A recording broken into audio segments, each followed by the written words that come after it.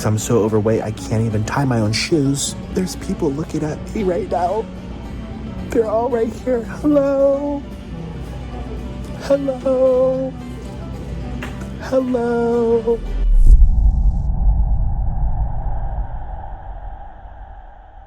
Sino ba sa atin ang hindi familiar sa salitang mukbang na sikat ngayon sa mga YouTubers? Bata man o matanda, malamang alam natin ang salitang yan dahil isa yan sa mga household terms na nakilala na sa buong mundo this past couple of years. Sabi nga, sobrang laki ng influence ng Korean wave sa mundo.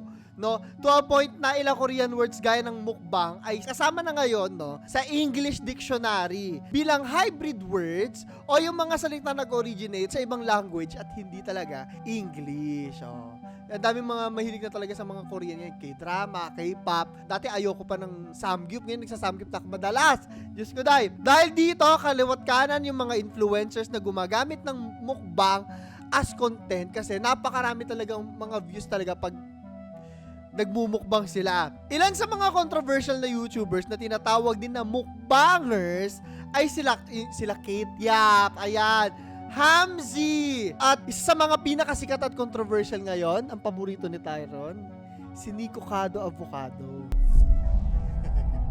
The joke lang. Alam nyo ba na imbis na panoorin ang videos niya para matakam o magutom, marami nagsasabi na pinanonood nila yung videos ni Cado Avocado para maging inspiration o para magpapayat, ma-inspire magpapayat. Bakit kaya? Bago natin pagpatuloy ito, huwag kalimutan mag-like, share, subscribe, and hit the notification bell para updated kayo sa mga kwento natin at mga memes na ginagawa natin araw-araw.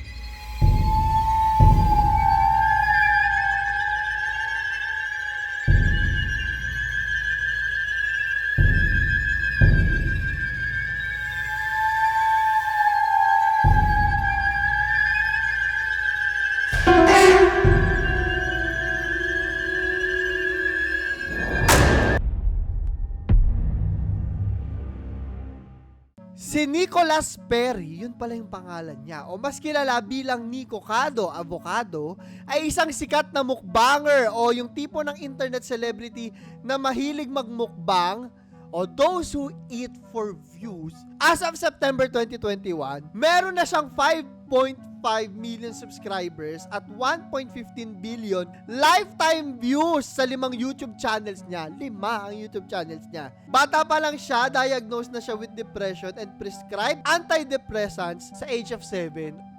Ang bata ha. Na-diagnose din siya na may ADHD at OCD nung preteens niya. Hindi ko alam na may mga ganun pala siya. Bago niya simulan ang career niya bilang mukbanger noong 2014, isa siyang vegan. Vegan pala siya at may timbang lang na 140 pounds o 63.5 kilograms. Payat pa siya noon. Pakita natin mga larawan dito. Oo nga. Pero dahil sa sobrang amount na kinakain niya, na sinasabi nga ng maraming gruesome na, nasa 340 pounds na siya ngayon. Ilan yan sa kilos? Mga 150, ganun. Ang laki. Isipin niyo, from someone na classified himself as a healthy vegan, bigla ka naging gano'n, di ba?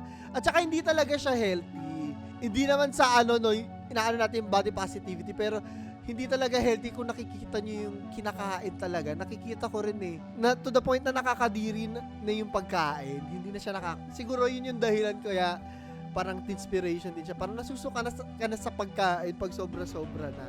So doon na pumapasok yung health concerns ng mga tao para sa kanya. Sa isang video na napanood ko, kumakain siya ng ramen na kulay blue. Mapapansin mo talaga na hirap na siyang kumilos at hindi siya komportable sa katawan niya. Pero ang mahirap intindihin dito ay yung paulit-ulit niyang pagsasabi na hindi siya overweight. Hindi naman talaga siya overweight. Obese na.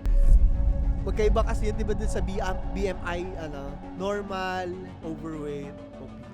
At water weight lang yung katawan niya. O tubig lang. Now, please excuse the double chin. It's just water weight. Bukod pa dito, ilan din sa mga videos na i-vlog kung saan makikita madalas siya magkaroon ng emotional meltdowns. Yung isang video na umiiyak siya, ina-express niya yung lungkot niya matapos sila mag-aaway ng asawa niya, and he quoted, "I do not know what to do. I cannot even tie my own shoes." Dahil na rin sa current physical state niya. I feel dependent on him because I'm so overweight I can't even tie my own shoes. There's people looking at me right now. Ganun na. Siguro ano yun rin sa ano niya, kasi pag hindi maganda yung mental health mo talaga mapapakain din yung iba napapakain din. By September 2021, maraming fans ang nag-express ng pag-aalala matapos ngang mabalian siya ng ribs due to being overweight. Ay. Dahil sa taba. O diba, concerned ako. Uy, hindi ako overweight. Ay, hindi ako obese. Overweight lang. At kinailangan niyang gumamit ng ventilator para gumaling. Sa panahong ito, di pa rin siya tumigil sa kaka-upload ng mukbang videos niya. At this time, kumakain na siya habang bedridden. Talaga? Nakahiga na siya? Actually, ano lang silbi nung napakaraming kinikita mo kung hindi ka na healthy. Lalo na sa amin sa mga nag-YouTube, napansin ko rin talaga. Personally rin talaga, ang hirap alagaan ang sariling health. Bukod sa mga health at fitness lifestyle mga channel. Pero mahirap talaga. At sikasuhin natin yung health natin. Sayang naman, lahat na kinita mo magagastos mo ng pang-ospital, diba? Marami nagsasabi na dahil din daw sa changes ni Nico Cado Avocado na negative changes, imbis na matakam sa tuwing nanonood ng mukbang videos niya, parang hindi na nila gustong kumain. Ayun na yung inspiration na tinatawag. The bad thing about it is that some people even say that his videos is a trigger to eating disorders like anorexia or bulimia. Dahil dito maraming viewers ang nag-express ng pag-aalala at sinasabing he is eating to kill himself. In the space of 5 years, he went from being a tiny skinny vegan activist to eating daily mukbangs and is now bedbound, 370 pounds on a sleep apnea machine, and has gained so much weight so quickly, he's broken his own ribs. Parang yung anong Pixar movie to? Wall-E, ganun yung nangyari sa kanila doon. Sabi pa nung isa daw, Nico Cado Avocado physically looks like he's on a time, and I honestly say that with genuine concern. It is perfectly understandable para sa isang YouTuber na gustuhin makakuha ng maraming views. Unang-una, ito yung trabaho, no? And without the fans and the views, hindi talaga kikita. Pero kung alam mo naman na maaari ma-compromise yung health mo, bakit mo gagawin? Siguro may mas malalim pang dahilan kung bakit ginagawa niya rin. Bakit hindi siya tumitigil? Noong 2019 daw, sinabi niya sa Men's Health na nagsasuffer siya sa loss of libido and erectile dysfunction as a result of his binge eating. Pero maging matapos niya ma-diagnose at maging matapos yung mga serious health issues na kinakaharap niya ngayon, we can clearly see that he is not even attempting to control his diet at patuloy na rin siyang pagmumukbang despite knowing the risk. In addition to this, on most of his videos, he can also be heard blaming his viewers kung bakit siya humantong sa ganong kondisyon. Which is very unsettling dahil hindi naman yung viewers ang mostly nakikinabang sa resulta ng uploads niya. At siya pa rin naman ang nagde-decide kung pilit niyang ipagpapatuloy yung klase ng content na ina-upload niya. Nakakalungkot nga yung ganun. Pero sana, bigla niya palatin yung channel niya na Fitspiration. Tapos papayat naman siya ng papayat. Saying no to body shaming is one thing. Pero yung ina-abuse mo yung sarili mong health mo at dinideny mo yung katotohanan na hindi ka okay, concern na yon. We should know our limits and understand perfectly when we should stop. Sobrang actually kitang-kita mo na talaga. At gaya ng paulit-ulit ko sinasabi, if you think your mental health is at risk, make sure to consult professionals kasi sila lang talaga ang makakatulong sa'yo. Hindi talaga iba, hindi opinion ng kahit sino. Opinion lang ng doktor.